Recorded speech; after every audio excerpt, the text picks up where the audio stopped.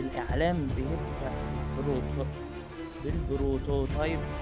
طب أنا كنا نطق اسمه صح، وهو ماشي وبيتكلم بصوت فخم، بيطعن دمية هاجم مصغرة في الكرش، وبيتحرك بطريقة غريبة.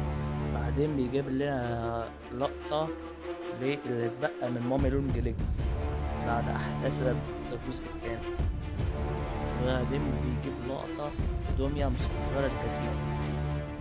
وبعدين بيجيب القبعة بتاعة دول اللي هو كان صاحبنا بس قلب علينا. أنا لغاية دلوقتي أنا مش عارف الجزء الرابع مين الوحش الرئيسي لغاية دلوقتي. وبعدين بيجي على صندوق زي بتاع بوبي لما قابلناه في الجزء الأول، وبيكون عبارة بس عن راس بوبي، بيحط ايده على الصندوق. وبعدين بنشوف المناطق الجديدة اللي هنشوفها في اللعبة. وبعدين بيظهر قدامنا شخصية جديدة أول مرة نشوفها، وبيعرفنا على البروتوتايب، ويتفق معانا ازاي نقدر نهزم البروتوتايب. وبعدين بيظهر معانا ان احنا خدنا ايد جديدة.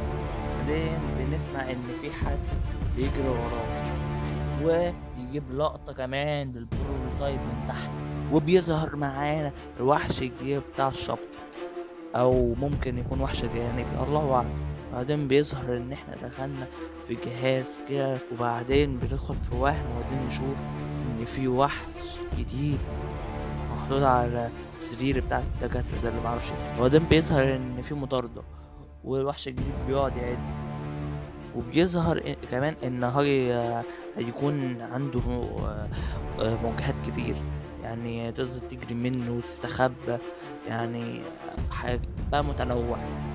ويعني دي يعني يدوله حقه قوي في الجزء ده ان شاء الله. وكمان الظاهر ان في مرحلة هنحاول نهرب من البروتوتايب، وبعدين بيخلص الاعلان ان البروتوتايب يحط ايده على الازاز بتاع راس بوبي ويكسره وياخد الراس، والازاز يقع على الارض، ويجيب وش البروتوتايب. وش مش بيكون ظاهر طبعا، يعني دوبك عينيه. انا عارف عشان اللقطة دي بتوع النظريات يعني هيضربوه. وبس هو ده كان الاعلان. اول لما الشابتر ينزل ان شاء الله ان شاء الله هبقى العب ان شاء الله برضه، الله اعلم.